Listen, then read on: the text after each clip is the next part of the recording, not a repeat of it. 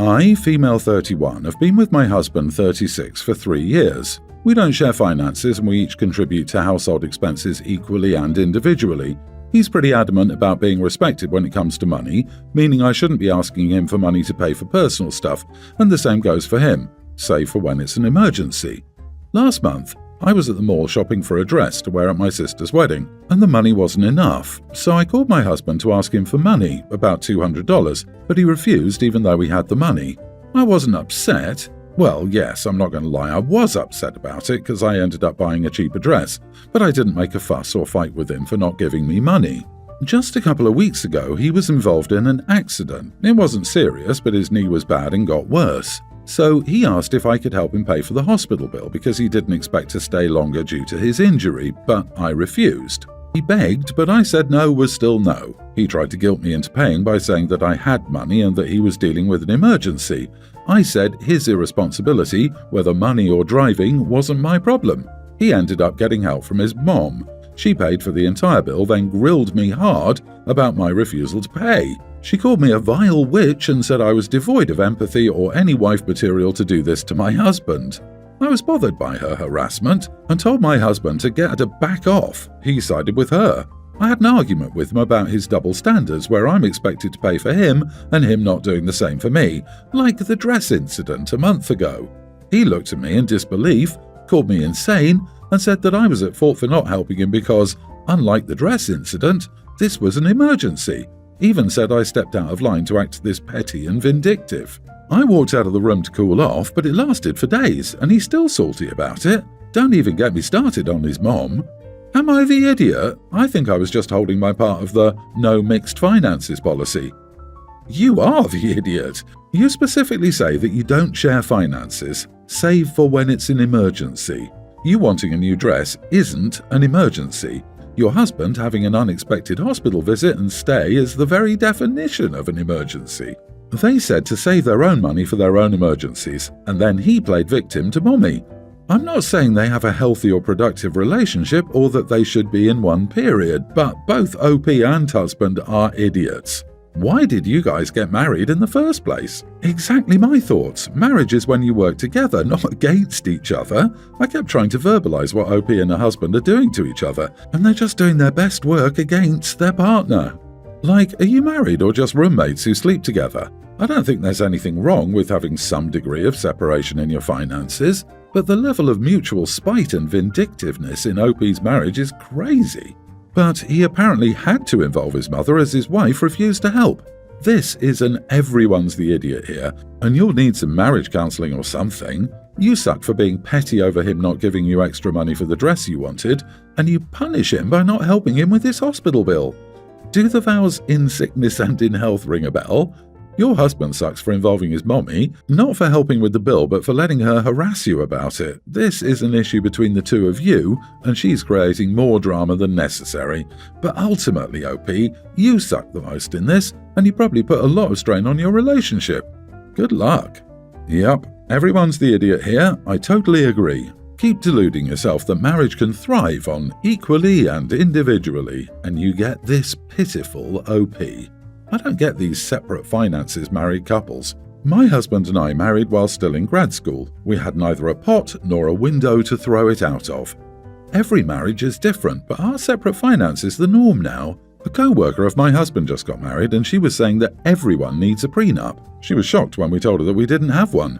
There's no need for a prenup when you're equally broke. I'm a grown woman, but I've always loved chilling out to a good Disney movie. They're comforting and straightforward, plus some of them have great stories. They're in no way all I watch, to be clear, but they are enjoyable. My boyfriend, however, disagrees. So he was over yesterday to hang out and watch some things. I told him we could watch something on Netflix or check out what was on Disney+. He laughed when I brought up Disney+, and said he didn't know I liked Star Wars. I told him it was alright, but not something I loved. He was confused about why I'd have a Disney Plus account then, and I told him how I love Disney in general and that they had a lot of good stuff outside of their classic movies, even if that was what I mostly leaned towards. I then suggested checking out Encanto, as I hadn't seen that one yet. He was shocked and a little disgusted, telling me he wasn't going to watch a children's movie and that I should have more pride in myself and that it was weird a 30-year-old woman who didn't have kids liked children's movies. I was surprised by this and asked him what his problem was and that they were just movies. He refused to back down on insisting it was weird and I shouldn't watch them. Honestly, it brought the whole mood down. We ended up watching Snowpiercer on Netflix, but I couldn't enjoy it as I was bummed out from what he'd said. I thought it was perfectly normal to enjoy Disney still. Granted, not many of my friends do, but I don't see why, just because I've hit the 30, I shouldn't still watch those movies. Not the idiot. Red flags all round. Girl, it doesn't matter if you're 95 and still watching Disney movies. You do whatever you like. He can see himself out and let the door hit him on the way out. Not the idiot. I'm 37, and if someone told me I still couldn't watch Beauty and the Beast, I would laugh at their face. He is just trying to attack you, so you feel the need to be affirmed by him. This is a red flag, and I strongly encourage you to reconsider allowing this human near you again. Enjoy whatever media you want. This, so much. He's testing the waters to see how much you'll conform to his view of what is acceptable for his partner. You are not wrong, but you may want to reconsider anything more serious with this dude. Your boyfriend's insistence that you're weird is really very stupid and rude. Wait, I grew up on and enjoyed Star Wars, but it's ultimately about space wizards doing fantastical things. We do not talk about midi-chlorians, while capital ships rock in time with their guns like 19th century frigates despite there being no applicable physics. And this is his example of acceptable adult fare? It's entertainment. And few things are more exhausting than idiots who want to put a damper on what other people enjoy. Not the idiot, but I feel more sorry for him than anything else. All he's doing is needlessly cutting himself off from something he will never know he might have enjoyed. I, 43 male, have a pre-tween son, Sam, who's a good boy, but like most kids his age will unfortunately often copy things he sees other people and kids doing, not understanding that it's wrong. Recently he called me by my first name during a conversation, and I was shocked. I admonished him and he told me his best friend, Frank, calls his dad by his first name. I explained to Sam that children referring to adults by their first name is rude and it was disrespectful for his friend to do that. I didn't punish him because he didn't know, but I made sure he understood the behaviour wasn't acceptable. Everything was fine until yesterday. My wife arranged a play date for the boys, and since Monday is my day to pick up our son, I picked up both Sam and Frank from school. They talked in the back seat and I heard Frank refer to his father by his first name. I needed to reinforce the rule with my son, or he would be confused. So I told Frank that it was rude of him to call his father by his name. Frank spoke back to me, saying that that was what he called his dad. I reiterated that it was disrespectful and asked him to remember his manners while in my car. He got quiet, and the boys didn't talk much after that. I figured he was thinking about what I said. We'd only been home 10 minutes when Frank's father showed up to retrieve his son. He didn't explain why he was so early, he just picked up his son and left. An hour ago, I got a text from him calling me a major idiot and telling me I was way out of line trying to parent his son. He told me I'd disrespected his child, which makes no sense at all, as he's a third grader, not a peer. I think this guy is a little wacky, but my wife says I shouldn't be trying to parent someone else's child, as I wouldn't want anyone else to parent our son. She has a point, but I wasn't trying to parent him, just keep my son from being confused. Am I the idiot? You are the idiot. Your wife is right. You don't get to make rules for this other guy's son. It feels like this is more of a power trip than anything else. Silly rule. Being called by your first name isn't disrespectful, but I can see how someone who is insecure in their parenthood would think so. Oh please, in my area it is rude for a child to call a parent by their first name. It's considered impolite, but then again we are still taught to say mum and sir to adults where I come from. Those are our cultural norms and we get to teach them to our children without accusations from those who believe differently. The whole point is that each parent gets to decide how to parent their child. Just because you don't find it rude doesn't mean others must adhere to your rules of manners, and accusing someone who insists on passing down the cultural norm of being insecure is ludicrous. It's actually fairly common, when children realize that their parents have unique names outside of mom and dad, to use first names. It usually passes quickly. However, there are so many blended families these days that I would never presume to tell another family what they should call their caregivers. You are the idiot. You have no idea what goes on in that house. Is he dad? Stepdad? Is the kid in foster care, etc.? And you owe that boy and his dad, or male guardian, an apology. My wife, 34, and I, male 42, have been married for 12 years. We have 3 kids. She married me young, 22. She never really had a job and didn't do well in school, and I didn't attend university. These things don't bother me. I've been a work-from-home dad since day one, very flexible schedule. I wake up early, make breakfast for the kids, wife sleeps in, would send them to school most of the time, send them to sports practice, cook dinner, otherwise it's takeout as my wife doesn't like to cook. I also hired a maid who takes care of the daily cleaning, laundry, ironing, etc. But my wife does have mild OCD and cleans it again, mopping and vacuuming daily despite us trying to tell her not to. We live in an upper middle class neighbourhood, we make decent money, but we could save more, especially with the kids growing and we're not getting any younger. I say we as we are a family, but I'm really the sole earner in 12 years.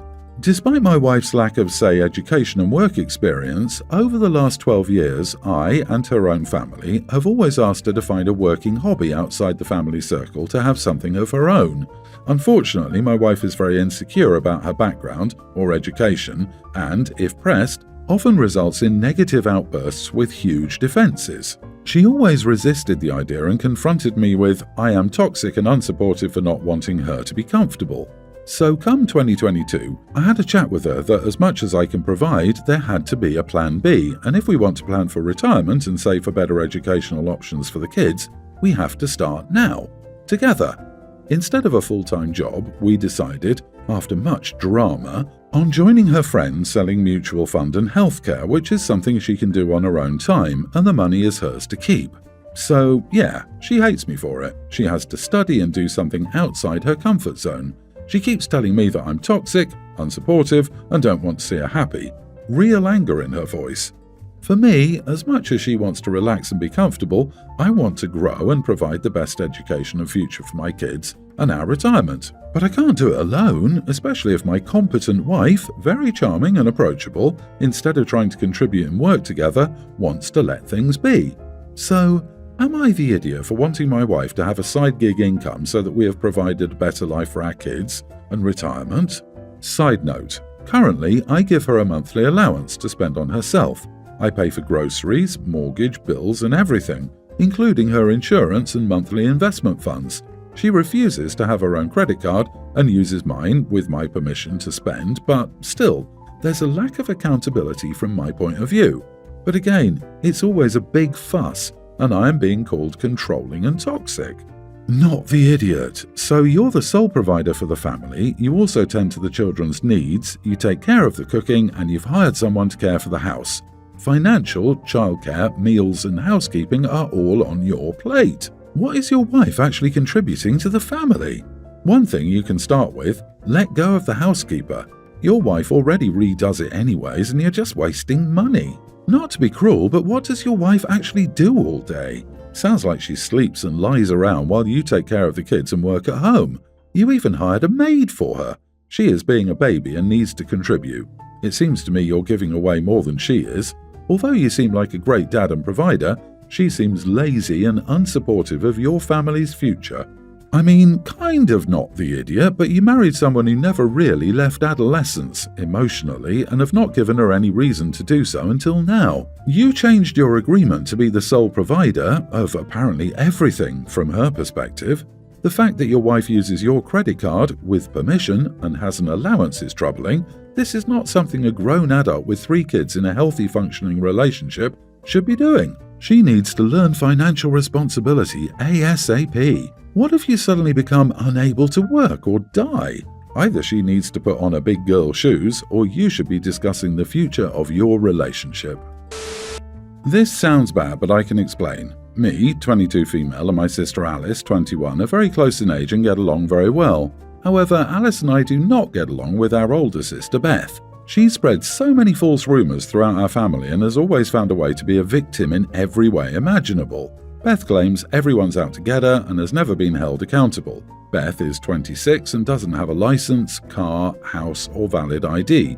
She moved across the country to get away, but still needed my mom to pay her rent. I could keep going. Last year, Sister Alice was trying to get pregnant. Beth was jealous after finding out, so she started taking prenatal vitamins and texting Alice, taunting her, saying things like, "I'm older, I should get pregnant first. Let's see who gets pregnant faster." Every phone call she had with my mom, she would joke that she might be pregnant, constantly sending pictures of the vitamins as if it were a race.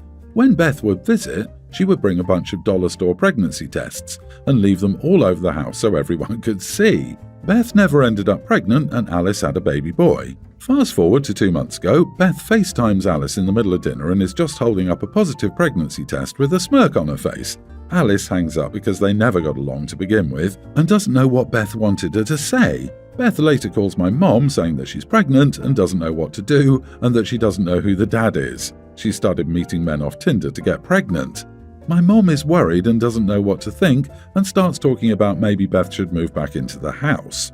Less than 24 hours pass and I ask my mom if Beth is going to the doctor and my mom says she lost the baby, almost crying. Beth claims that she took another pregnancy test and it was negative, therefore she had a loss. When my mom told me she lost her baby, I couldn't keep a straight face. Beth just really blew me away with how far she would go for attention. My mom went off on me and told me to go away. In those 24 hours between tests, she reached out to 2 of our cousins who were also pregnant at the time and announced her pregnancy to them. Beth never spoke to them and has also talked crap about them, but ran to tell them about her pregnancy? Now Beth is sharing a post all over Facebook about losing her baby and joining lost pregnancies groups. From my understanding, pregnancy isn't confirmed until an ultrasound, so am I the idiot for not caring? Was she truly pregnant? As a woman, I would say yes, but knowing Beth personally, I just can't accept that it was ever real.